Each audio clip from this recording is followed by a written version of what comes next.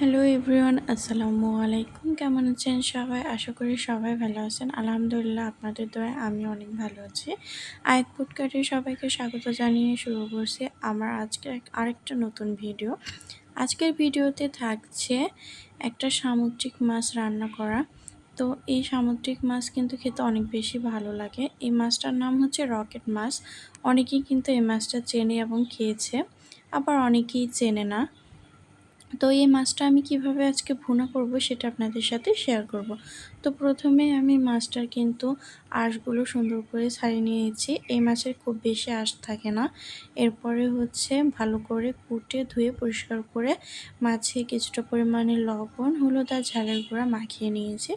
এখন মাছগুলোকে প্রথমে ভেজে নিব। এই জন্য চুলায় প্যান বসিয়ে এর মধ্যে পরিমাণ মতো তেল দিয়ে মাছগুলোকে একে একে দিয়ে মাছগুলোকে ভেজে নেব। এই মাছগুলো কিন্তু খুব বেশি সময় ধরে ভাজা লাগে না, হালকা একটু ভেজে নিলে হয়ে যায়। আর এই মাছগুলো এমনি থাকা অবস্থায় একটু নরম থাকে, যখনই মাছগুলো ভাজা হয় তখন আবার কিন্তু শক্ত হয়ে যায়।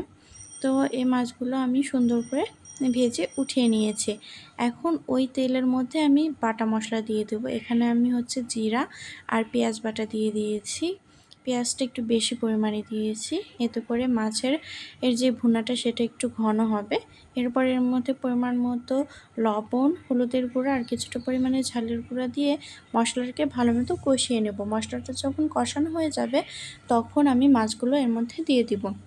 এরপর একটু পরিমাণ মতো পানি দিয়ে কিছুক্ষণ ফুটিয়ে এর মধ্যে কয়েকটা চেরা কাঁচামরিচ দিয়ে চুলা থেকে নামিয়ে নেব। দেখুন মাশাআল্লাহ, মাছটার কালারটা কতটা সুন্দর এসেছে। এই মাছটা যেমন দেখতে সুন্দর, খেতেও কিন্তু অনেক বেশি মজার হয়। যারা খেয়েছে তারা এর টেস্ট অবশ্যই